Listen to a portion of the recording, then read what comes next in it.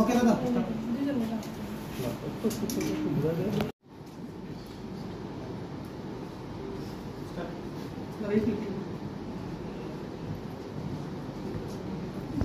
অত্যন্ত বেদনার সঙ্গে আজকের এই প্রেস কনফারেন্স শুরু করতে হচ্ছে।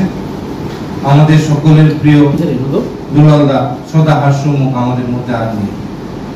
এই কথা ভাবতে আমার ব্যক্তিগতভাবে বড় কষ্ট হচ্ছে এবং তার বেদনা প্রকাশ করার ভাষা আমার নেই।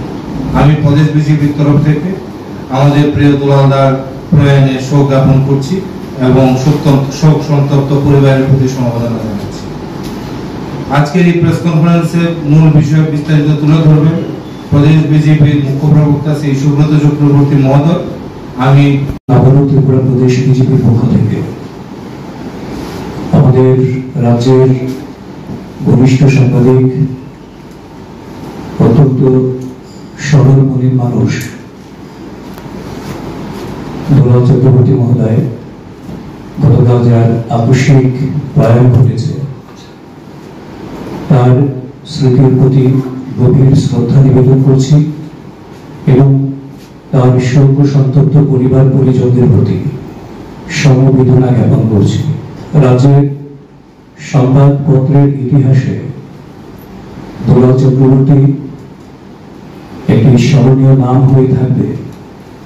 তার অবর্তমানেও তিনি আমাদের মধ্যে বেঁচে থাকবেন। তার জীবনশৈলী, তার সরলতা এবং মানুষের সঙ্গে তার যে সম্পর্ক, সেটার ভিত্তিতেই তিনি আমাদের মধ্যে চিরকাল বেঁচে থাকবেন। তো মিডিয়া বন্ধুদের সবাইকে স্বাগত জানাচ্ছি আজকের এই সাংবাদিক সম্মেলনে। একটি খবর এবং বিভিন্ন সংবাদপত্রে একটি খবর আমাদের সামনে এসছে এবং রাজ্যের প্রাক্তন মুখ্যমন্ত্রীর একটি বক্তব্য আমাদের সামনে এসছে। তার উপরেই আজকে আপনাদের সম্বোধন করা এবং আপনাদের মাধ্যমে মানুষের কাছে আমাদের বার্তা পৌঁছে দেয়া। পত্রিকায় আমরা দেখতে পাই মাননীয় প্রদেশ বিজেপি সভাপতি রাজীব ভট্টাচার্যকে নিয়ে চিটফান্ড সংক্রান্ত বিষয়ে একটি খবর প্রকাশিত হয়েছে। সিপিআইএম রাজ্য সম্পাদক মন্ডলী বিবৃতি দিয়ে সেই খবর প্রকাশ করেছেন এবং এর ভিত্তিতে আমরা পরিষ্কারভাবে বলতে চাই যে মাননীয় প্রদেশ সভাপতি রাজীব ভট্টাচার্য মহোদয় যে বক্তব্য রেখেছেন তার যথার্থ বক্তব্য রেখেছেন। ত্রিপুরায় সেটাই হয়েছিল। রোজভ্যালি সহ 28টা চিটফান্ড কোম্পানি ত্রিপুরায় চিটফান্ড দুর্নীতির সঙ্গে যুক্ত ছিল, যাদের বিরুদ্ধে সমর্থক কোনো ভূমিকা মানিক সরকারের মুখ্যমন্ত্রীকে সময় নেওয়া হয়নি। এবং শুধু তাই নয়, গরিব মানুষের টাকা আত্মসাৎ করে একের পর এক কোম্পানিগুলি যখন বন্ধ হয়ে যাচ্ছিল, পাত্তারে গুটিয়ে চলে যাচ্ছিল এবং রোজভ্যালি বন্ধ হয়ে যাচ্ছে, সেই খবরটা আগাম ছিল। এরা পাত্তারে গুটিয়ে চলে যাবে, খবরটা আগাম ছিল। কিন্তু আগাম খবর থাকার পরেও প্রশাসনিক দিক থেকে তাদের বিরুদ্ধে কোনো সমর্থন ভূমিকা নেয়নি বলে রাজ্যের লক্ষ লক্ষ মানুষের সঙ্গে প্রতারণা করে কোটি কোটি টাকা নিয়ে এরা রাজ্যান্তরীণ হতে সমর্থ হয়েছে। তার কারণটা কি? আর কে নিয়ে কথা বলবো না? সিপিএম এর সময় কিরকম ছিল? বামফ্রন্টের শাসন কি ছিল ত্রিপুরায়? রাজ্যের মানুষ ভুলে গেছেন। একদিকে খুন সন্ত্রাস, আরেকদিকে লুটতরাজ, আরেকদিকে স্বজন তোষণ।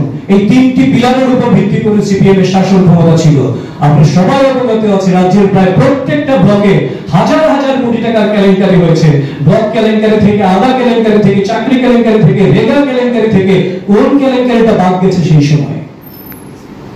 আজকে যখন একটা স্বচ্ছ প্রশাসন চলছে, স্বচ্ছ নিয়োগ নীতি নিয়ে রাজ্য সরকার কাজ করছে, কোথাও কোনো কারাপশন চার্জেস নেই রাজ্য সরকারের বিরুদ্ধে, তখন বিভ্রান্তিকর বক্তব্য পরিবেশন করে রাজ্যের মানুষকে লোকসভা নির্বাচনের মুহূর্তে আবারও বিভ্রান্ত করার জন্য উঠে পড়ে লেগেছে সেই সিপিএম। এবং এই সিপিএম এর বিরোধিতা করে, চিটফান্ড কেলেঙ্কারির বিরোধিতা করে, আদার কেলেঙ্কারির বিরোধিতা করে, সেই ব্লক কেলেঙ্কারির বিরোধিতা করে সেই সময়কার যে কংগ্রেসের নেতৃত্ব ছিল মাননীয় সুদীপ রায় বর্মন সহ, যারা ত্রিপুরা এবং ত্রিপুরার বাইরে গিয়েও প্রেস কনফারেন্স করেছিলেন, মুখ্যমন্ত্রী তৎকালীন মুখ্যমন্ত্রী মানিক সরকারের বিরুদ্ধে সোচ্চার হয়েছিলেন, তারা আজকে একজোট হয়েছে। তার জন্য আমরা বলি এই ইন্ডি জোট। তারা নিজেরাও জানে না জোট না ব্লক, একবার জোট বলছে একবার ব্লক বলছে। এই ইন্ডি জোট একটা অশুভ জোট, এটা একটা স্বার্থান্বেষী জোট, এটা দেশের সর্বনাশ করার জন্য এরা করেছে। এবং আর একটা লোকসভা কেন্দ্রের ইলেকশন বাকি আছে ত্রিপুরায়, পূর্ব ত্রিপুরা লোকসভা সংরক্ষিত আসন। তার আগে এই ধরনের বিবৃতি তাদের প্রমাণ করে যে এরা আসলে রাজ্যের জন্য মোটেও ভালো কিছু করার উদ্দেশ্যে এই জোটে শামিল নয়। এরা রাজ্যটাকে আবার লোকতরাজের দিকে ফিরিয়ে আনার জন্য তারা এই কাজগুলি করছে। কারণ মানিক সরকার মহোদয়, প্রাক্তন মুখ্যমন্ত্রী, উনি কি অস্বীকার করতে পারবেন 2008 সালের 7ই মে তিনি বলেছিলেন রোজভ্যালি একটি ব্যবসায়িক প্রতিষ্ঠান, তারা রাজ্যের মূলধন বিনিয়োগ করবে এবং তাদের বার্ষিক টার্নওভার অত্যন্ত বেশি, 750 কোটি টাকা। তো এখানে মানুষ তাদের ব্যবসা সম্প্রসারণে মানুষ সহযোগিতা করবে, তার সঙ্গে ইনভলভ হবে, সেটা স্বাভাবিক, তাদের উপর ভরসা করা যায়। মুখ্যমন্ত্রী হিসেবে যদি এই বক্তব্য কেউ রাখেন তাহলে তার দায় দায়িত্ব সবটাই সেই মুখ্যমন্ত্রী এবং সেই সরকারের থাকে। কিন্তু সেই দায় দায়িত্ব ঝেড়ে ফেলে এখন তিনি উল্টে আমাদের প্রদেশ বিজেপির সভাপতি যখন সেই কথাটা বলছেন তার বিরুদ্ধাচরণ করে তার সম্পাদক মণ্ডলী বড় বড় বক্তব্য ছাড়ছেন। তারা মাতাবাড়িতে একটা হোটেল তৈরির জন্য রোজভ্যালিকে সম্পত্তি দান করেছিলেন, সিল করে দিয়েছেন। শুধু তাই না, যখন একটা ট্রেড লাইসেন্স পেতে গেলে দোকানের জন্য মাসের পর মাস, বছর সময় লাগতো, সেই সময় 20 দিনের মধ্যে পৌরসভা রোজভ্যালিকে বাণিজ্যিক লাইসেন্স দিয়েছিল, 20 দিনের মধ্যে। সেটা আমি তথ্য নিয়ে বলছি।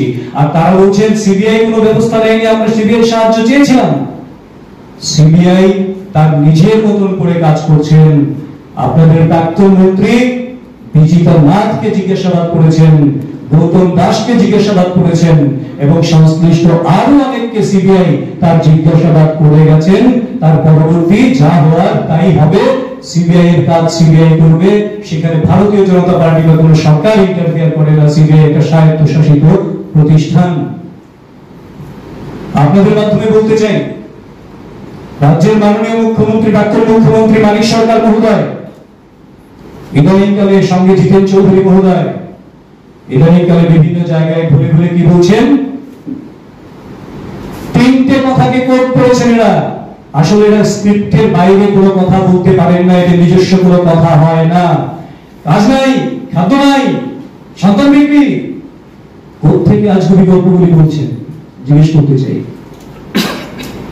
রাজ্য যখন ডেভেলপমেন্টের একটা মেইন স্ট্রিমে এগিয়ে চলেছে, এক ত্রিপুরা শ্রেষ্ঠ ত্রিপুরা গঠনের লক্ষ্যে ডাবল ইঞ্জিনের সরকার যখন সমস্ত দিক থেকে রাজ্যটাকে স্বয়ংসম্পূর্ণ করার চেষ্টা করছে, সেই সময় মানিক বাবু, জিতেন বাবুরা গ্রামে গঞ্জে পাহাড়ে ঘুরে ঘুরে বলছেন কাজ নাই, খাদ্য নাই, সন্তান বিক্রি। আপনারা দেখান, তথ্য প্রমাণ দিন। ত্রিপুরা রাজ্যের চিত্র কি ছিল, ডেভেলপমেন্টের চিত্র কি ছিল, মানিক বাবুরা হয়তো ভুলে গেছেন, আমরা ভুলিনি। তথ্য ভুল করে না, সরকারি তথ্যে যা রয়েছে আমি তার উপর ভিত্তি করে বলছি। 2014-15 সালে 71,666 কোটি টাকা ছিল ত্রিপুরা রাজ্যের পার ক্যাপিটা ইনকাম, যেটা এক্সপেক্টেড ছিল 2017-18, অর্থাৎ মানিক সরকার যখন মুখ্যমন্ত্রী ছিলেন তার শেষ যে বাজেট ছিল সেই সময় এক্সপেক্টেড ছিল সেটা 84,000 টাকার কাছাকাছি গিয়ে দাঁড়াতে পারে। সেই জায়গা থেকে গত 6 বছরে আজকের দিনে দাঁড়িয়ে ত্রিপুরার পার ক্যাপিটা ইনকাম বেড়ে দাঁড়িয়েছে 2023-24-এ 1,58,382 টাকা। অর্থাৎ গড়পড়তা মানুষের আয় দ্বিগুণের চেয়ে বেশি হয়েছে। তারপরেও বলছেন ত্রিপুরায় নাই নাই নাই। কারণ আপনারা ত্রিপুরাটাকে একটা নাই রাজ্য, একটা নৈরাজ্য কায়েম করে নাই রাজ্যে পরিণত করার পরিকল্পনা নিয়ে সরকার চালিয়েছিলেন। আর এটা ভারতীয় জনতা পার্টির সরকার, প্রদেশ মুখ্যমন্ত্রী প্রফেসর ডক্টর মানিক শাহ মহোদয়ের নেতৃত্বে যে সরকার চলছে, সেই সরকারের মূল লক্ষ্য অন্তর্দয়ের উত্থান। এই সরকারের মূল লক্ষ্য সবকা সাথ সবকা বিকাশ। এই সরকারের মূল লক্ষ্য এক ত্রিপুরা শ্রেষ্ঠ ত্রিপুরা। কাজেই আপনাদের সেই নীতি এখন আর কার্যকর নয়। আপনাদের divide and rule, deprive and dominate, এই যে একটা বিষয় যে মানুষকে বঞ্চিত করো, বঞ্চিত করে মানুষের উপর ডমিনেট করো, এই স্ট্র্যাটেজিকে সরকার, ভারতীয় জনতা পার্টির সরকার চলে না। কারণ তার প্রমাণ আমরা যদি স্টেট জিএসডিপি যদি আমরা দেখি, সেই জিএসডিপি 8.89 ছিল 2022-23-এ, যখন ন্যাশনাল জিডিপি ছিল 7.3%, আর 2024-25-এ এটা প্রত্যাশিত 8.47% জিএসডিপি ত্রিপুরা রাজ্য অর্জন করবে।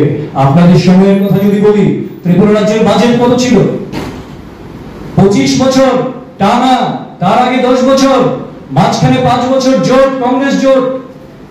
40 বছরে ত্রিপুরার সর্বোচ্চ বাজেট দাঁড়িয়েছিল 2017-18 বাজেটের কথা বলছি, 15,956 কোটি টাকা পর্যন্ত বাজেট আপনারা পেশ করতে পেরেছিলেন। আর 2024-25 সালে যে বাজেট পেশ হয়েছে, সেই বাজেটে 27,804 কোটি টাকার বাজেট পেশ হয়েছে। অর্থাৎ 6 বছর বয়সের, 6 বছরের সরকার, 6 বছরের ব্যবধানে 12,000 কোটি টাকার উপরে বাজেট বরাদ্দ বৃদ্ধি হয়েছে ত্রিপুরা রাজ্যের জন্য।